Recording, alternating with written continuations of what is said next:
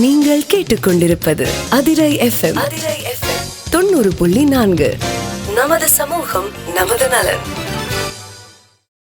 வாழ்த்துகள் நேயர்களே, இது நம்ம அதிரை FM 90.4 நமது சமூகம் நமது நலன். இன்னைக்கு இந்த சிறப்பு நிகழ்ச்சி எதுக்காக அப்படின்னு கேக்குறீங்களா? ஒவ்வொரு வருஷமும் செப்டம்பர் முதல் வாரம் முழுக்க ஊட்டச்சத்து வாரமா அனுசரிக்கப்பட்டுட்டு வந்துட்டு இருக்கு.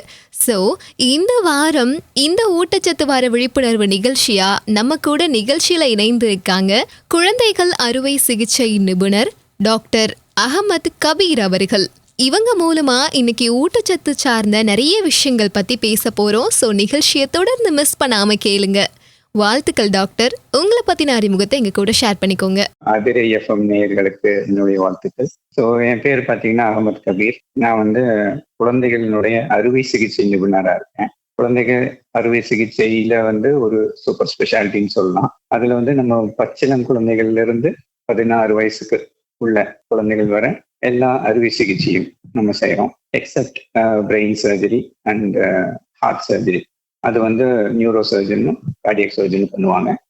இது மற்றும் இல்லாம நான் அந்த அறுவை சிகிச்சையிலேயே சிறுநீரக அறுவை சிகிச்சையில ஒரு ஃபெலோஷிப் இன் ஆஸ்திரேலியால அது பண்ணியிருக்கேன்.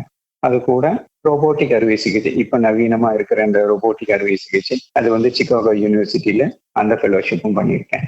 ஓகே டாக்டர், இன்னைக்கு நம்ம ஊட்டச்சத்து வார விழிப்புணர்வு நிகழ்ச்சியில இணைந்திருக்கோம் இல்லையா? ஃபர்ஸ்ட் இந்த ஊட்டச்சத்து அப்படின்னா என்ன டாக்டர்? எஸ், இப்போ ஊட்டச்சத்து அப்படின்னு சொன்னா அதாவது ஒரு நியூட்ரிஷன்.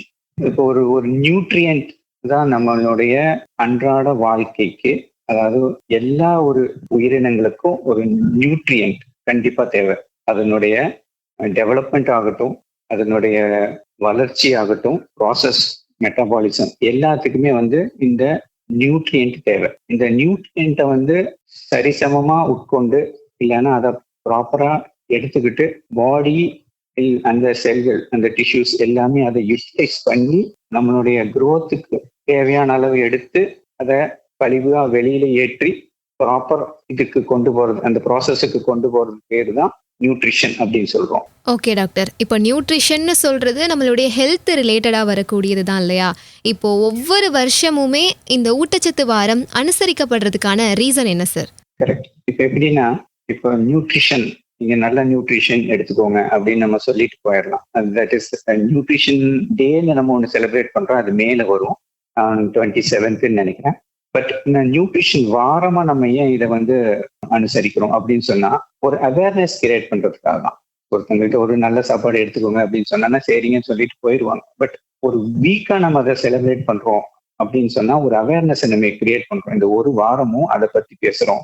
அதனுடைய பயன்கள், அதனுடைய எப்படி எடுத்துக்கலாம், என்னென்ன வகையான நியூட்ரிஷன் பத்தி அந்த ஒரு வாரம் ஃபுல்லா அனலைஸ் பண்ணி பல இதனுடைய ஸ்பெஷலிஸ்ட் கேட்டு தெரிஞ்சுக்கிட்டு இதை பத்தி நம்ம அந்த ப்ராசஸ் அந்த ஒரு வாரமா நம்ம பண்றதுனாலதான் இதை நம்ம ஒரு வாரம் நம்ம இதை அனுசரிக்கிறோம். ஓகே டாக்டர், ஊட்டச்சத்துன்னு சொல்றது யாருக்கெல்லாம் அவசியமானதா இருந்துட்டு இருக்கு? கரெக்ட். இப்ப கேட்டீங்கன்னா, ஊட்டச்சத்துங்கிறது எல்லா உயிரினங்களுக்கும், பொதுவாக சொல்ல போனா எல்லா லிவிங் திங்ஸ் உயிரினங்களுக்கு ஊட்டச்சத்து கண்டிப்பா தேவை. ஃபார் எக்ஸாம்பிள் சொன்னீங்கன்னா, நம்ம மனுஷங்க மட்டும் இல்லை, ஈவன் கால்நடைகளாகட்டும், ஈவன் தாவரங்களாகட்டும், செடி கொடிகளாகட்டும், எல்லாத்துக்குமே ஊட்டச்சத்துக்கு தேவை. நம்ம எப்படி நம்ம நியூட்ரிஷன் நம்ம எடுத்துக்கிறோமோ அதே மாதிரி இந்த தாவரங்களுக்கு விதைகள் போட்டாலுமே அதுக்கு ஃபர்டிலைசர்ஸ் தேவைப்படும். ஒரு சின்ன வீட்டுல ஏதாவது ஒரு பெட் அனிமல்ஸ் வளர்த்துறோம்னா அதுங்களுக்கு ஊட்டச்சத்து தேவை. ஸோ எல்லாத்துக்குமே இந்த ஊட்டச்சத்துங்கிறது ரொம்ப முக்கியமானதா இருக்கு. ஒரு பிறந்த குழந்தைக்கு பாத்தீங்கன்னு சொன்னா ஒரு இன்ஜெக்ஷன் வைட்டமின் கே அப்படின்னு ஒண்ணு போடுவோம். அப்ப ஏன் இந்த இன்ஜெக்ஷன் வைட்டமின் கே ஏன் அந்த பிறந்த குழந்தைக்கு போடுறோம் அப்படின்னு சொன்னா, அந்த வைட்டமின் அந்த குழந்தைக்கு இருக்காது. வைட்டமின் கே லிவர்ல இதாகிறது, செக்ரேட் ஆகுது. ஸோ பிறந்த குழந்தைக்கு அந்த லிவர்ல வைட்டமின் கே இல்லாதனால நம்ம அதை ஃபர்ஸ்ட் இன்ஜெக்ஷனா கொடுக்குறோம். அப்போ இருந்தே நம்ம ஊட்டச்சத்து ஸ்டார்ட் ஆயிடுது. அதெல்லாம் நான் இங்க சொல்ல விரும்புறேன். ஓகே டாக்டர், இப்போ ஊட்டச்சத்துங்கிறது எல்லாருக்குமே அவசியமான ஒன்றா இருந்துட்டு இருக்கு இல்லையா? இந்த டைம்ல ஊட்டச்சத்து குறைபாடு ஒரு நபருக்கு ஏற்பட்டிருக்கு அப்படிங்கிறத நம்ம என்னென்ன மாதிரியான அறிகுறிகள் வச்சு கண்டுபிடிக்கிறது டாக்டர்? பேசிக்கலி பாத்தீங்கன்னு சொன்னா நிறைய வைட்டமின்ஸ், மினரல்ஸ், அது மட்டும் இல்லாம உடல்ல பல வகையான ஃபேட் இருக்கு. கொழுப்பு சத்து ஆகட்டும், சுகர்ஸ் ஆகட்டும், கார்போஹைட்ரேட், இதுக்கு எல்லாத்துக்குமே ஒரு மெட்டபாலிசம் நடந்துட்டே இருக்கும் பாடிக்குள்ள. ஒவ்வொரு செல்லுமே ஒவ்வொரு வேலைகளை செஞ்சுக்கிட்டே இருக்கும். நம்ம அதை நம்ம வந்து யூட்டிலைஸ் பண்ணாலும் சரி, யூட்டிலைஸ் பண்ணலைன்னாலும் அது வந்து ஆட்டோமேட்டிக்கா நடந்துகிட்டே இருக்கு. இப்படி இருக்கும்போது இந்த குறைபாடுகள் எப்படி நம்ம கண்டறிவது, எப்படி இது வந்து நம்ம வெளிப்பாடு வரும் அப்படின்னு சொன்னா, ஃபார் எக்ஸாம்பிள் எப்படி சொல்லணும்னு சொன்னா, திடீர்னு ஒருத்தங்க ப்ரஷ் பண்ணிட்டு இருப்பாங்க. ப்ரஷ் பண்ணிட்டு இருக்கும்போது பாத்தீங்கன்னா அது கம்ஸ்ல இருந்தெல்லாம் ப்ளீட் ஆகாது. நம்ம எதனால ப்ளீட் ஆகுது யாருக்குமே தெரியாது. ஸோ இது வந்து வைட்டமின் சி குறைபாடுனுடைய வெளிப்பாடு. அப்படி இருக்கும்போது ஒவ்வொரு வைட்டமினுடைய குறைபாடு வரும்போது அது ஒவ்வொரு மாதிரியான வெளிப்பாடுகளை வந்து நமக்கு காட்டும். திடீர்னு பாத்தீங்கன்னு சொன்னா பெண்கள் பாத்தீங்கன்னா திடீர்னு அதிகமா முடி கொட்டுதுன்னு சொல்லுவாங்க. ஏன் முடி கொட்டுது? வைட்டமின் இ நிறைய குறையுது. ஸோ ஒவ்வொரு ஊட்டச்சத்துக்கும் அதனுடைய வேலைகள் இருக்கு. அப்போ அதனுடைய வெளிப்பாடுகள் வந்து ஒவ்வொரு விதமா தான் இருக்கும். ஸோ நம்ம பார்க்கணும்னு சொன்னா ஜென்ரலாவே வந்து உடம்பு சோர்வா இருக்குது அப்படின்னு சொன்னா, அதிகமா வந்து ரொம்ப ரொம்ப தூக்கம் வருது, ரொம்ப சோர்வடையுது அப்படின்னு சொன்னா, ஏன் நமக்கு அப்படி இருக்குது? டக்குன்னு டாக்டர்கிட்ட போய் பார்க்குறோம். அவங்க சொல்லுவாங்க, ஓகே நீங்க ஏன் ஒரு தைராய்டு செக் பண்ணக்கூடாது? தைராய்டு ஏன் வருது? அயோடின் டெபிஷியன்சினால வருது. ஸோ அயோடின்ங்கிறது உப்புச்சத்து, அது குறைபாடு. ஸோ இப்படித்தான் பல வகையான ஊட்டச்சத்துகளும் பல வகையில நம்ம உடம்புல வேலை செஞ்சுட்டு இருக்கும்போது அதனுடைய வெளிப்பாடுகள் ஒவ்வொரு விதமா தான் நமக்கு தெரியும். இதை வந்து ஒரு ஜென்ரல் டெர்மினாலஜியில நம்ம வந்து உள்ளடக்க முடியும். இப்போ வந்து ஒரு ஊட்டச்சத்து குறைபாடு ஏற்பட்டிருக்கு, அதுக்கான அறிகுறிகள்லாம் நமக்கு தென்படுது அப்படிங்கிற பட்சத்தில் உடல்ல வேற என்ன மாதிரியான விளைவுகள்லாம் ஏற்படும்? இப்ப எப்படியா அந்த குறைபாடு வந்துச்சுன்னு சொன்னா, எப்படி நமக்கு வந்து அறிகுறிகள் வருது, எப்படி நமக்கு தெரியும் அப்படின்னு சொன்னா, நம்ம வந்து இதை வந்து 2 விதமா பிரிக்கலாம். ஒண்ணு வந்து ஒரு அக்யூட் ஒரு டெபிஷியன்சி அப்படிங்கிறது, ஒண்ணு வந்து ஒரு கிரானிக்கான டெபிஷியன்சி. அதாவது அக்யூட்டா வந்துச்சுன்னு சொன்னா கொஞ்ச நேரம் இருக்குது, அப்புறம் வந்து ஏதாவது நமக்கே தெரியாம நம்ம அந்த உணவுகள் அந்த ஊட்டச்சத்தை வந்து உட்கொண்டிருப்போம், அதனால அது சரியா போயிருக்கும். அதே வந்து கிரானிக்கா ரொம்ப நாளா இருந்து அது நம்ம கவனிக்காம விட்டுட்டு அது வந்து லாங் ஸ்டாண்டிங் ஆகி போய் அது பெரிய பிரச்சனையில கொண்டு வந்து விடும். அப்படின்னா உதாரணத்துக்கு சொல்லணும்னா, இப்போ வைட்டமின் டி டெஃபிஷியன்சி இருக்கு. வைட்டமின் டி டெஃபிஷியன்சி எதனால வருது? கால்சியம் குறைபாடு. இப்போ கால்சியம் குறைபாடு வந்துச்சுன்னா என்ன ஆகும்? மசில்ஸ்ல வந்து காலில் இந்த கரண்டை பிடிக்கிறதுன்னு சொல்லுவாங்க, மசில் ஸ்டிஃப்னஸ் ஆகும், கால் கிராம்ஸ் வரும், இந்த மாதிரி எல்லாம். இதுவே நம்ம வந்து இந்த கால்சியம் மாத்திரைகளோ இல்லை கால்சியமே நம்ம வந்து இனி ஃபுட்டில் வந்து நம்ம சாப்பிட்டுக்கிட்டோம்னு சொன்னா அது ஆட்டோமேட்டிக்காக சரியாயிடும், நமக்கு தெரியாது. But it's long process. அது எப்படியே டெஃபிஷியன்சி இருந்து போச்சுன்னு சொன்னா எலும்புல வந்து எலும்பு அப்படியே உருக்கிடும். அப்போ ஆஸ்டியோபோரோசிஸ் அப்படின்னு சொல்லுவோம். அப்போ எப்படின்னா, இப்போ இந்த போஸ்ட் மெனோபாசல் விமென்ஸ் பெண்கள் வந்து ஒரு 50 வயசு 60 வயசு கடந்ததுக்கு அப்புறம் பார்த்தீங்கன்னா இந்த டெஃபிஷியன்சி வந்து அப்படியே நாளடைவில் அதிகமாகி என்னன்னு பார்த்தீங்கன்னா அவங்களுடைய போன்ஸ் எல்லாமே ரொம்ப வீக் ஆயிடும். காமனா கேட்டிருப்பீங்க, லைக் பாத்ரூம் போனாங்க, வலிக்கு விழுந்தாங்க, ஃப்ராக்சர் ஆயிடுச்சு. பட் எல்லாத்துக்கும் அது நடக்கிறது இல்லையே. பெண்களுக்கு அதிகமா அந்த மாதிரி போறாங்க, வலிக்கு விழுந்தாலே ஃப்ராக்சர் ஆயிடுது. ஏன்னா அவங்க போன் அவ்வளவு வீக் ஆயிடுது. ப்ளஸ் இன்னொன்னு பாத்தீங்கன்னு சொன்னா, அப்படியே நாளடைவில் பாத்தீங்கன்னா சிலவங்களுக்கு அப்படியே வந்து கூணு விழுந்துடும். முதுகு தண்டு அப்படியே வளைஞ்சு அப்படியே கூணு விழுது. அது ஏன்? இதே அந்த டெஃபிஷியன்சி நாளடைவில் போய் அந்த ஒரு ஸ்டேஜுக்கு கொண்டு போய் விட்டுரும். ஸோ இதை நம்ம இப்படித்தான் பார்க்கணும். அக்யூட்டா இருக்குதா இல்லை வந்து அதே டெஃபிஷியன்சி கிரானிக்கா போயிடுச்சாங்கிறத நம்ம பார்க்க வேண்டியது. ஓகே டாக்டர், இப்போ ஒரு ஊட்டச்சத்து குறைபாடு அப்படின்னு ஏற்பட்டுருச்சுன்னா அதில் இந்த மாதிரியான பிரச்சனைகள்லாம் வரும் அப்படின்னு சொல்லி நிறைய சொன்னீங்க இல்லையா? இப்போ இந்த லிஸ்ட்ல பார்த்தீங்கன்னா இந்த ஊட்டச்சத்துங்கிறது எல்லாருக்குமே அவசியமானதாக இருக்குது. ஆனால் அது குறைபாடாக இருக்கிறதுக்கான காரணம் என்ன? எந்த இடத்துல நம்ம நியூட்ரிஷன்ஸை எடுக்காமல் மிஸ் பண்ணிடுறோம் டாக்டர்? கரெக்ட். இப்போ எப்படின்னு சொன்னால், நியூட்ரிஷன் குறைபாட்டுக்கான காரணங்கள் கேட்டீங்கன்னு சொன்னா, ஒண்ணு வந்து டிக்ரீஸ் இன்டேக். அதாவது நம்ம எடுக்கிறதையே கம்மியா எடுக்கிறோம், நமக்கு தெரியறது இல்லை. ஏன்னா யாருமே கால்குலேட் பண்ணி எடுக்கிறது இல்லை. ஈவன் எவ்வளவு பெரிய ஒரு லைக் டயட்டிஷியன் இல்லை நியூட்ரிஷனிஸ்ட் இருந்தாலும் அதை வந்து இவ்வளவுதான் நம்ம சாப்பிட்றோம் அப்படிங்கிறது கால்குலேட் பண்ணி எல்லா நாளும் ப்ராக்டிக்கலா அதை நம்ம எடுக்க முடியாது. அப்போ அந்த இன்டேக் வந்து குறையும் போது அதில் ஒரு குறைபாடு வரும். ரெண்டாவது என்னன்னா, நம்ம பாடியிலேயே வந்து மெட்டாபாலிசம், அதனுடைய ப்ராப்பர் மெட்டாபாலிசம் நடக்கல அப்படின்னு சொன்னாலும் இது வந்து இந்த குறைபாடு அப்படியே இருந்துகிட்டே தான் இருக்கு, சரியாகவே ஆகாது. உதாரணத்துக்கு உங்களுக்கு சொல்லணும்னு சொன்னா, இப்போ லைக் ட்ரிங்க்ஸ் சாப்பிடுறாங்க, ஆல்கோஹால் கன்சம்ஷன். அப்போ ட்ரிங்க்ஸ் சாப்பிடாதீங்கன்னு நம்ம சொல்றோம், ஆல்கோஹால் எடுத்துட்டே இருந்தேன்னா லிவர் ஃபெயிலியர் ஆகி, கரெக்டா? லிவர் ஃபெயிலியர் ஆச்சுன்னு சொன்னா என்ன நடக்கும்? நான் முதல்ல சொன்ன மாதிரி பிறந்த குழந்தைக்கே நம்ம வைட்டமின் கே கொடுக்கும். எதுக்காக?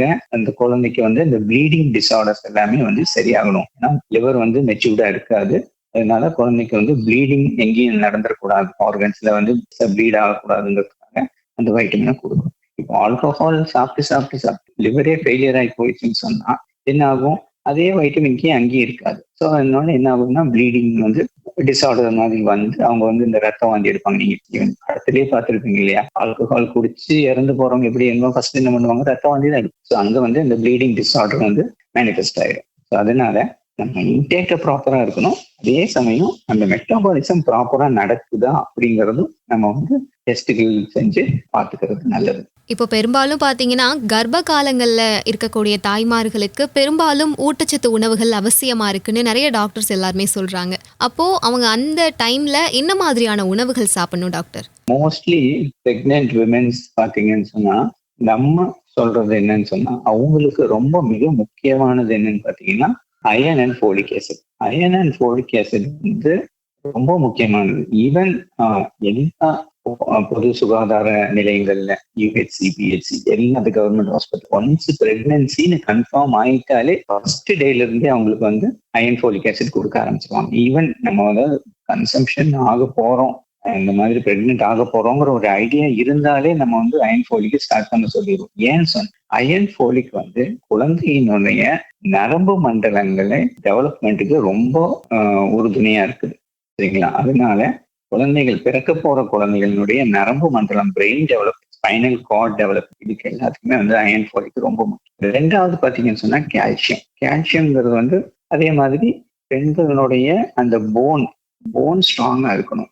போன் ஸ்ட்ராங்கா இருக்கணும்னா கால்சியம் சப்ளிமெண்ட்ஸ் கண்டிப்பா எடுத்துக்கணும். அதே போலதான் வைட்டமின் டியும் அதே இதுல வர்றதுதான், குரூப்ஸ்ல வர்ற வைட்டமின்ஸ் தான். ஸோ கால்சியம் சாப்பிடும்போது என்ன ஆகுதுன்னா போன்ஸ் ஸ்ட்ராங்கா இருந்தாதான் அந்த பாடி வெயிட்டை வந்து அந்த பெண்ணுனால வந்து இமீடியட்டா நீங்க பாத்துருக்கலாம். லைக் பெண்கள் வந்து பிரெக்னென்ட் ஆன உடனே பாத்தீங்கன்னு சொன்னா ஒரு 10 கிலோ ஜாஸ்தி. அப்போ அந்த பாடி வெயிட்டை வந்து இமீடியட்டா விதின் ஒரு 9 months டியூரேஷன்ல வந்து அந்த பாடி வெயிட் அந்த இது தாங்கணும்னு சொன்னா அந்த போன் வந்து ஸ்ட்ராங்கா இருக்கும். அதுக்கு கால்சியம் அண்ட் வைட்டமின் டி சொல்றோம். தென் பாத்தீங்கன்னு சொன்னா அயோடின்ங்கிறது வந்து நம்ம நார்மல் உப்பு சத்துன்னு சொல்லுவோம். பட் அயோடினுமே வந்து பாத்தீங்கன்னு சொன்னா குழந்தையினுடைய போன் டெவலப்மெண்ட்டுக்கு பிளஸ் பிரெயின் டெவலப்மெண்ட்டுக்குமே வந்து ரொம்ப மிக முக்கியமானது. ஸோ அப்போ ஓவராலா பாத்தீங்கன்னு சொன்னா இந்த அயன் ஃபோலிக் ஆசிட், கால்சியம், இந்த அயோடின், இது எல்லாமே எந்த நிலையிலையுமே டெஃபிஷியன்சி வராம அந்த பிரெக்னென்ட் லேடிஸை பார்த்துக்கணும். பிளஸ் அடிஷ்னலா நம்ம என்ன பண்ணணும்னா இன்ஃபெக்ஷன்ஸ், இதுல ஏதாவது ஒரு டெஃபிஷியன்சி வந்துச்சுன்னு சொன்னா அவங்களுக்கு ஈஸியா வந்து இன்ஃபெக்ட் ஆயிடுவாங்க. பிரெக்னன்சில இன்ஃபெக்ஷன்ஸை தவிர்க்கிறது ரொம்ப மிக முக்கியமான விஷயம். இப்போ கர்ப்ப காலங்கள்ல இருக்க தாய்மார்களுக்கு என்ன மாதிரியான உணவுகள் அப்படின்னு பேசணும் இல்லையா? நெக்ஸ்ட் குழந்தைங்களுக்கு என்ன மாதிரியான ஆரோக்கியமான உணவுகள் எடுத்துக்கணும்? இப்போ வந்து ஆஸ் அ பீடியாட்ரிக் சர்ஜன் நம்ம வந்து நிறைய பேர் எங்கள்கிட்ட வந்து கேட்கறது என்னன்னா குழந்தைகளுக்கு எந்த மாதிரியான உணவுகள் நம்ம கொடுக்கலாம். நம்ம அவங்கள்ட்ட சொல்றது என்னன்னு சொன்னா குழந்தைங்களுக்கு வந்து பேலன்ஸ்டு டயட்டை கொடுத்து பழகணும். நம்ம அந்த மாதிரி எதுவுமே வெறும் இந்தியாவில வந்து அந்த மாதிரி ஒரு கான்செப்ட் கிடையாது. லைக் குழந்தைங்களுக்கு வந்து எல்லாத்தையும் வாங்கி கொடுத்துட்றாங்க. ஈவன் தாய்மார்களே வந்து ரெஸ்ட்ரிக்ட் பண்ணாலும் கிராண்ட் பேரண்ட்ஸ் இருக்காங்களே, தாத்தா பாட்டி, அவங்க வீட்டுக்கு போனாலும் அவங்களுடைய டயட் பேட்டர்னே மாறிடும். பாத்தீங்கன்னா நீங்க சொல்லுவாங்க அங்க போயிட்டு வந்தாங்க, வந்ததுக்கு அப்புறம் இந்த மாதிரி வயிற்று வெடி வருதுங்கிறான், ஒழுங்கா மோஷன் போக மாட்டேங்கிறான் அப்படின்னு, அப்படியே பேட்டர்னே மாறி போயிடும். ஸோ அந்த பேலன்ஸ் டயட் இங்க போனாலும் சரி அங்க போனாலும் சரி அவங்களுக்கு உண்டான அந்த பேலன்ஸ் டயட் அவங்க வந்து ஃபாலோ. இப்போ வந்து என்ன சொல்றாங்கன்னு சொன்னா இது வந்து உலக சுகாதார அமைப்பு WHO பிளஸ் FAO அப்படின்னு சொன்னா ஃபுட் அண்ட் அக்ரிகல்ச்சர் ஆர்கனைசேஷன், இவங்க சொல்றது என்னன்னு சொன்னா ஒரு குழந்தைக்கு பேலன்ஸ் டயட் கூட மெயினா அவங்க வந்து டிரான்ஸ் ஃபேட்னு சொன்னா நமக்கு தேவையில்லாத கொழுப்பு, ரீஃபைன்ட் சுகர்ஸ், இதை வந்து கண்டிப்பா அவாய்ட் பண்ணணும் அப்படின்னு சொல்லி அவங்க வந்து சஜஸ்ட் பண்றாங்க. ஸோ டயட்னு பாத்தீங்கன்னு சொன்னா நம்ம சொல்றது எல்லா விதமான ஃபுட்டும் கொடுங்க, இந்த 2 விஷயங்களையும் ரொம்ப கேர் எடுத்து அவாய்ட் பண்ணிக்கோங்க அப்படின்னு நம்ம சொல்லுவோம். அப்படின்னு பார்த்தோன்னா நியூட்ரிஷனான like green leaves, vegetables and balance ஃபுட்னு பாத்தீங்கன்னா ப்ரோட்டீன்ஸ், கார்போஹைட்ரேட்ஸ், இந்த புரத சத்தாகட்டும், நார் சத்தாகட்டும் எல்லாமே பேலன்ஸ்டா கொடுத்துட்டு வாங்க. பிளஸ் இது 2ஐயும் அவாய்ட் பண்ணிக்கோங்க. அது கூட நம்ம இன்னும் முக்கியமான விஷயம் என்ன சொல்றோம்னு சொன்னா healthy bowel and bladder habits. Healthy bowel bladder habits அப்படின்னு சொன்னோம்னா ப்ராப்பரா டாய்லெட் ட்ரெயின் ஆன ஒரு 2 வயசு குழந்தைக்கே வந்து நம்ம வந்து டாய்லெட் ட்ரைனிங் கொடுக்க சொல்லிடுவோம். எவ்ரிடே மார்னிங் ரெகுலரா டாய்லெட் போகும் அந்த குழந்தை. பிளஸ் எவ்ரி 3 hours ஒன்ஸ் வந்து அவ யூரின் போயிடணும். ஆணாகட்டும் பெண்ணாகட்டும் அந்த குழந்தைங்க வந்து யூரின் போயிடும். யூரினை பிடிச்சு வச்சுக்கிறதோ, மோஷன் போகாம 1 நாள் 2 நாள் பிடிச்சு வச்சுக்கிறதோ அது வந்து ஒரு தவறான ஒரு ஹேபிட். ஸோ நம்ம குழந்தைகளுக்கு என்ன சொல்றோம்னா எல்லா சத்தான உணவுகளும், இப்போ நம்ம பர்டிகுலரா நம்ம இதுக்கு தான் கொடுங்க அப்படின்னு சொன்னோம்னா சில குழந்தைங்க நீங்க கொடுக்குற உணவுலயே இது நல்ல சத்தானதான் தாய்மார்களுக்கே நல்லா தெரியும். அதை தேர்ந்தெடுத்து கொடுத்துட்டு இந்த trans fat and refine sugars மட்டும் அவாய்ட். Okay doctor. இப்போ தாய்மார்கள், குழந்தைங்க அப்படின்னு ஸ்பெசிஃபிக்காக நம்ம அவங்களுக்கு என்ன மாதிரியான ஊட்டச்சத்து உணவுகள் அப்படின்னு பேசணும். நெக்ஸ்ட்டு எல்லாருமே காமனாக எடுத்துக்க வேண்டிய ஊட்டச்சத்து உணவுகள்னா நீங்கள் எதை சொல்லுவீங்க சார்? இப்போ பார்த்தீங்கன்னு சொன்னா எல்லா ஃபுட்லேயும் ஏதோ ஒரு வகையில ஒரு நியூட்ரிஷன் வேல்யூ இருக்கு கண்டிப்பா. இது இல்லைன்னு சொல்ல முடியாது. எந்த வகை உணவா இருந்தாலும் அதுல சின்னதா ஒரு நியூட்ரிஷன் வேல்யூ இருக்கு. ஸோ பொதுவா நம்ம சொல்றோம்னு சொன்னா சின்ன குழந்தைகள் முதல் வயதானவர்கள் வரை அவங்க கண்டிப்பா protein plus carbohydrates plus little bit of fat இதை ரெகுலரா எடுத்துக்கணும். ஏன்னா இது மூணுமே ரொம்ப முக்கியம். சரிங்களா? ஃபேட்டே இல்லாம நான் வெறும் ப்ரோட்டீன் மட்டும்தான் எடுத்துக்கிறேன், கார்போஹைட்ரேட் மட்டும்தான் எடுத்துக்கிறேன்னா முடியாது. அது கண்டிப்பா ஒரு குறிப்பிட்ட அமௌண்ட் ஆஃப் ஃபேட்டும் அதுல சேர்ந்து இருக்கணும். அப்படி பார்க்கும்போது நம்ம சாப்பிட்ற டெய்லி உணவுலயே காலையில அரிசி இட்லியோ தோசை அந்த மாதிரி ஏதாவது சாப்பிட்றோம்னு சொன்னா நம்ம மதியானம் கொஞ்சமா ரைஸ் கூட வெஜிடபிள்ஸ், ஸோ ஃபைபர்ஸ் அதுல ஆட் ஆகுது. ஈவினிங் பார்த்தீங்கன்னு சொன்னா ஏதாவது ஒரு நட்ஸ் மாதிரி ஏதாவது சாப்பிடலாம். ஸோ அதில் பார்த்தீங்கன்னு சொன்னால் ப்ரோட்டீன்ஸ் ஆட் ஆகுது ப்ளஸ் வைட்டமின்ஸ் ஆட் ஆகுது. தென் ஈவினிங் ஃப்ரூட்ஸ் ஏதாவது எடுத்துக்கிட்டீங்கன்னு சொன்னா அதுலேயுமே நியூட்ரிஷன்ஸ் லைக் ஃப்ரூட்ஸ்ல இருக்குது, அதுவுமே ஆட் ஆகும். ஸோ இப்படி பார்த்து பேலன்ஸ்டா நம்ம எல்லா ஃபுட்டுமே இந்தந்த அளவு குவான்டிட்டி எனக்கு இவ்வளோ போதும் அப்படிங்கிற அளவுக்கான குவான்டிட்டி எல்லாத்துக்குமே தெரியும். நம்ம யாரையும் ஃபோர்ஸ் பண்ண முடியாது. நீங்க இவ்வளவுதான் சாப்பிடணும், நீங்க 2 இட்லி தான் சாப்பிடணும்னு யாரையும் ஃபோர்ஸ் பண்ண முடியாது. அவங்களுக்கே தெரியும் இது நமக்கு அளவான உணவு அப்படிங்கிற. ஸோ அதை கால்குலேட் பண்ணி ப்ராப்பரா எடுத்துக்கிட்டாலே போதும். Okay doctor. நெக்ஸ்ட்டு இப்போது டயட் ஃபாலோ பண்ணக்கூடியவங்கெல்லாம் இருப்பாங்கல்ல, அவங்களுக்கு சில பேர் வச்சுருப்பாங்க குறைந்த அளவு கலோரிகள் மட்டும்தான் நம்ம சாப்பிட்ணும், அதிகமான கலோரிகள் கொண்ட உணவுகள் மட்டும்தான் சாப்பிட்ணும் அப்படின்னு ஸ்பெசிஃபிக்காக அவங்களுக்குன்னு ஒரு உணவு பட்டியலையே வச்சு ஃபாலோ பண்ணிகிட்ருப்பாங்க. அந்த மாதிரி இருக்கக்கூடியவங்களுக்கு நீங்கள் என்ன சொல்ல வரீங்க?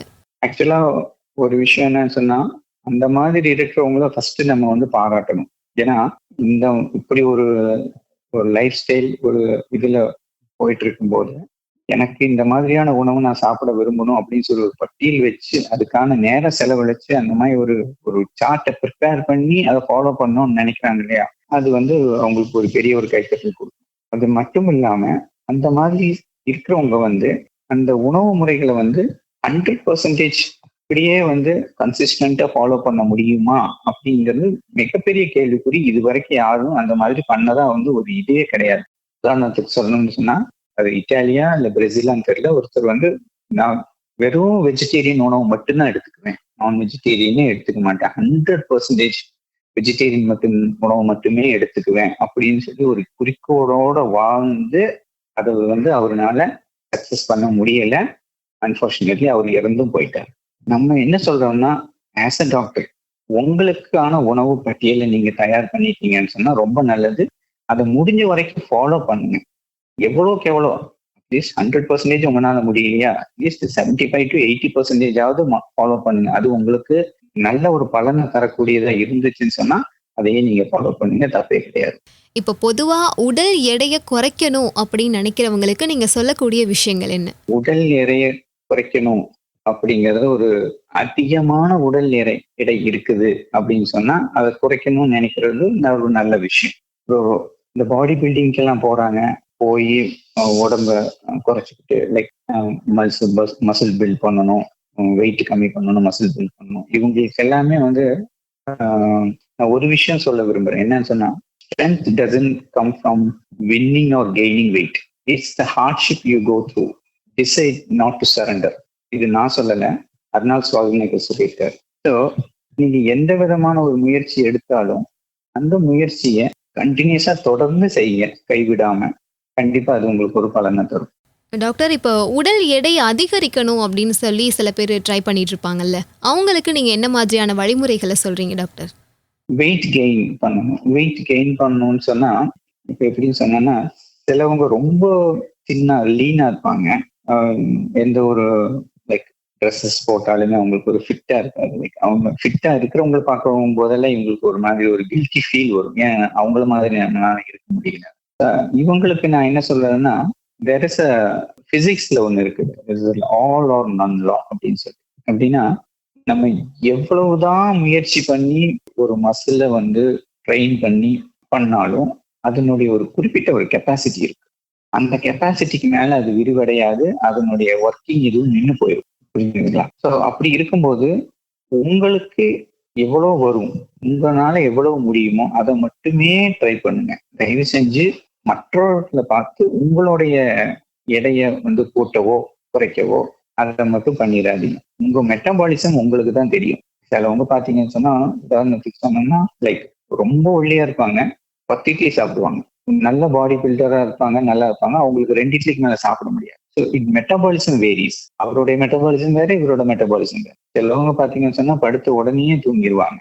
ஏன்னா அந்த அளவுக்கு ஒரு பாடி ஒர்க் ஆகுது, மெட்டபாலிசம் நடக்கும். சிலவங்க போய் பிறந்து படுப்பாங்க, தூக்கம் வராது. ஏன்னா அவங்களுடைய மெட்டபாலிசம் ஸ்லீப் சைக்கிள் டிஃபர் ஆகுது. So every one different personality.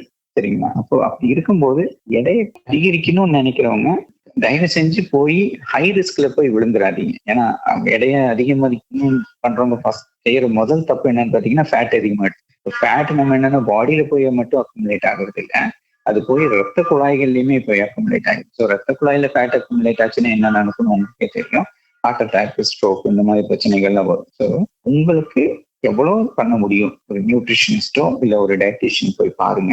உங்களுடைய மெட்டபாலிசம் எந்த லெவல்ல இருக்குதுங்கிறத ஜட்ஜ் பண்ணிக்கோங்க. ஜட்ஜ் பண்ணிட்டு தென் கோ இன்டு தட் ப்ராசஸ். இப்போ டாக்டர், ஆரோக்கியமான உடல் எடை அப்படின்னு நம்ம எதை சொல்லுவோம்? இப்போ ஆரோக்கியமான உடல் எடைன்னு சொன்னா நம்ம வந்து இன் ஜெனரல் நம்ம வந்து பிஎம்ஐ அப்படின்னு சொல்லி நமக்கு தெரிஞ்சிருக்கும் இல்லையா, பாடி மாஸ் இண்டெக்ஸ். அதைத்தான் நம்ம வந்து பேசிக்கா நம்ம தெரிஞ்சு வச்சிருக்கிறோம். ஆரோக்கியமான உடல் எடை, அதாவது ஒரு வெயிட் நம்ம எவ்வளவு இருக்கோம் இன் கிலோகிராம்ஸ், அதை வந்து ஹைட் வந்து இன் மீட்டர் ஸ்கொயர்ல வந்து நம்ம டிவைட் பண்ணுவோம். டிவைட் பண்ணணும்னு சொன்னா நமக்கு கிடைக்கக்கூடிய வேல்யூஸ், அதாவது 18 இருந்து 25 வரைக்கும் இருந்துச்சுன்னு சொன்னா அது வந்து ஒரு normal range, BMI normal range அப்படின்னு சொல்லுவோம். 25 இருந்து 30க்குள்ள இருந்துச்சுன்னு சொன்னா அது வந்து லைக் ஓவர் வெயிட் அப்படின்னு சொல்றோம். மோர் தென் 30 இருந்துச்சுன்னு சொன்னா ஒபிசிட்டி அப்படின்னு. அந்த ஒபிசிட்டியில ஃபர்தர் கிளாசிபிகேஷன்ஸ், மார்பிட் ஒபிசிட்டி இருக்குது, மாடரேட் ஒபிசிட்டி, அந்த மாதிரிலாம் இருக்கு. பட் இன் ஜெனரல் நம்ம பிஎம்ஐ அப்படின்னா நமக்கு தெரியும், கரெக்டா? ஆனா உலக சுகாதார அமைப்பு WHO என்ன சொல்றாங்கன்னு சொன்னா வெயிஸ்ட் டு ஹிப் ரேஷியோ, அது சொல்றாங்க. வெயிஸ்ட் டு ஹிப் ரேஷியோ எதுக்காக நம்ம கால்குலேட் பண்றோம்னு சொன்னா, இந்த வெயிஸ்ட் ஹிப் ரேஷியோ இப்போ நார்மலா வந்து 1 to 0.85 இதுக்குள்ளதான் இருக்கணும் இந்த வெயிஸ்ட் ஹிப் ரேஷியோ. அப்படி இருந்துச்சுன்னு சொன்னா இந்த cardiac risk plus hyper tension, diabetes, இந்த மாதிரியான டிசீஸ் வர்றதுக்கான ப்ரெடிக்ஷன்ஸ் இதை வச்சு நம்ம பண்ணலாம் அப்படின்னு சொல்லி ஸ்டடிஸ் பண்ணி அவங்க கன்ஃபார்ம் பண்ணியிருக்காங்க. இது என்ன சொல்லுதுன்னு சொன்னா பாடியினுடைய ஃபேட் டிஸ்ட்ரிபியூஷன். சிலவங்களுக்கு பாத்தீங்கன்னு சொன்னா பாடியை வந்து ஒரு ஆப்பிள் ஷேப்ல இருக்கும், ரவுண்டா இருக்கும். சிலவங்களுக்கு பாத்தீங்கன்னு சொன்னா பியர் ஷேப்ல இருக்கும், பியர் மாதிரி, அதாவது மேல் பாடி வந்து கொஞ்சம் ஒல்லியா இருக்கும், இந்த இடுப்பு பகுதி இந்த இதெல்லாம் பாத்தீங்கன்னு சொன்னா கொஞ்சம் பல்கா இருக்கும், அது வந்து பியர் ஷேப். ஸோ இந்த மாதிரியான ஃபேட் டிஸ்ட்ரிபியூஷன் வந்து இந்த பாடி வெயிஸ்ட் ஹிப் ரேஷியோ நம்ம கால்குலேட் பண்ணணும்னு சொன்னா இந்த ரேஞ்ச் நான் சொன்ன அந்த ரேஞ்ச் 1 to 0.85 இந்த ரேஞ்சுக்குள்ள இருந்துச்சுன்னு சொன்னா யூ ஹாவ் ஒரு ஆரோக்கியமான உடல் இருக்குது அப்படின்னு சொல்லி நம்ம ஜட்ஜ் பண்ணிக்கலாம். ஓகே டாக்டர், இப்போ ஒரு சுகர் பேஷண்ட் இருக்காங்கன்னா நான் இதெல்லாம் சாப்பிடக்கூடாது, இதெல்லாம் சாப்பிடணும் அப்படின்னு சொல்லி அவங்களுக்குன்னு ஒரு லிஸ்ட் வச்சிருப்பாங்க. ஸோ அந்த மாதிரி சர்க்கரை நோயாளிகள் எடுத்துக்கக்கூடிய அல்லது எடுத்துக்கக்கூடாத உணவுகள் என்னென்ன டாக்டர்? பேசிக்கலா பாத்தீங்க சொன்னா இந்த ஒரு கொஸ்டினுக்கு ஆக்சுவலி நான் ஆன்சரே பண்ணக்கூடாது, பிகாஸ் நான் ஒரு பீடியாட்ரிக் சர்ஜன். இந்த கொஸ்டினுக்கு ஆன்சர் பண்ணக்கூடிய எல்லா தகுதியுமே வந்து எண்டோக்ரைனாலஜிஸ்ட் ஆர் அவங்க வச்சிருக்கிற டயட்டிஷியன் தான் சொல்லணும். பட் பேசிக்கா நம்மளுடைய டெய்லி இதுல பார்க்குற நம்ம ஃப்ரெண்ட்ஸ் ஆகட்டும், நம்மளுடைய ஃபேமிலி மெம்பர்ஸ் ஆகட்டும், அட்லீஸ்ட் 1 or 2 டயபிட்டிஸ் பேஷண்ட்ஸ் இருப்பாங்க கண்டிப்பா. அவங்க நம்ம சொல்ற யூஸ்வலாவே வந்து சுகர் எடுத்துக்காதீங்க அப்படின்னு சொல்லுவோம். எல்லாத்துக்கும் தெரிஞ்சது இதுதான், சுகர் எடுத்துக்காதீங்கிறது. நம்ம என்ன சொல்றோம் சொன்னா இந்த மறைமுகமான சுகர்ஸ், அதாவது மறைமுகமான சுகர்ஸ்னா முதல்ல சொன்ன மாதிரி இந்த ரீஃபைன் சுகர்ஸ் வந்து நமக்கே தெரியாம இப்போ ரீசெண்டா ஐ திங்க் ஒரு ஆர்டிக்கல் கூட வந்துருந்துச்சு.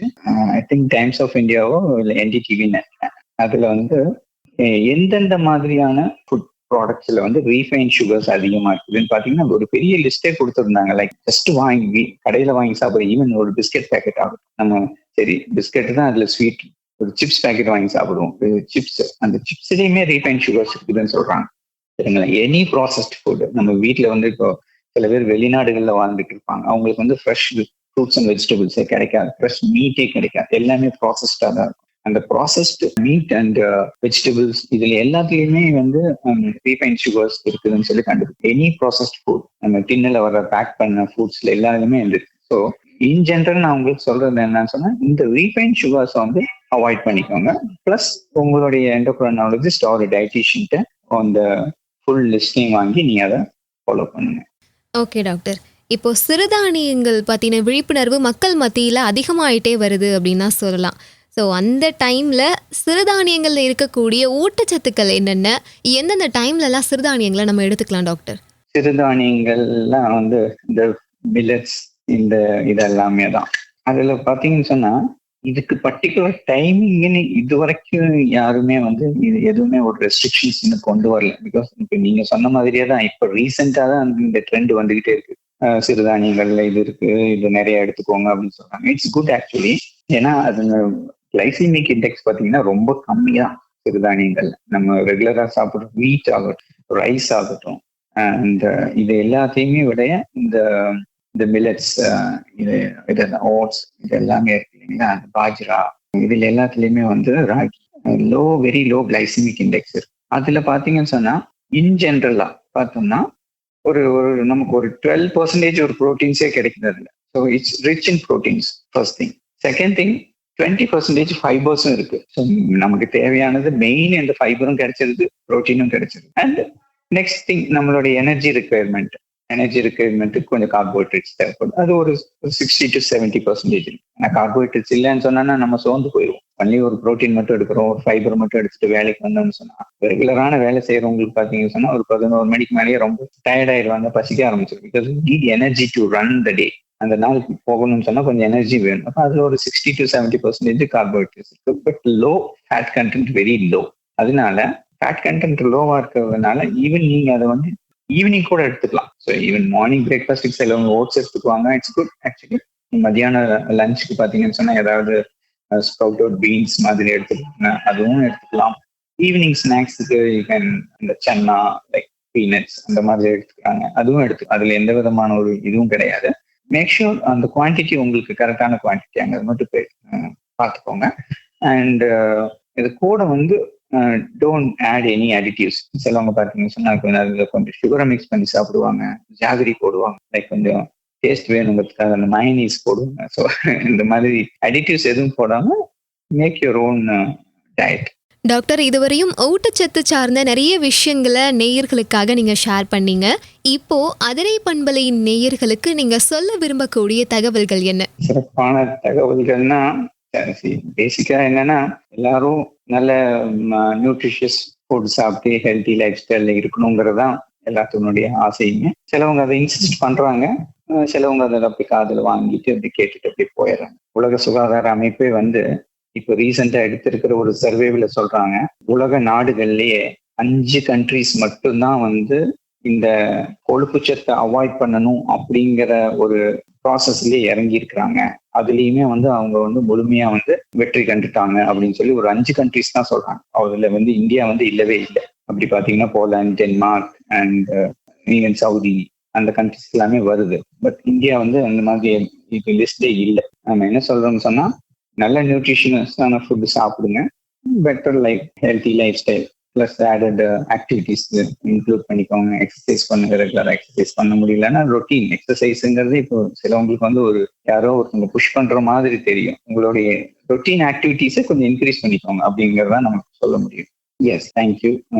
அதிரை எஃப்எம் நேயர்களுக்கு இந்த ஒரு வாய்ப்பை தந்த அதிரை எஃப்எம்க்கு நன்றி. Thank you for having me here.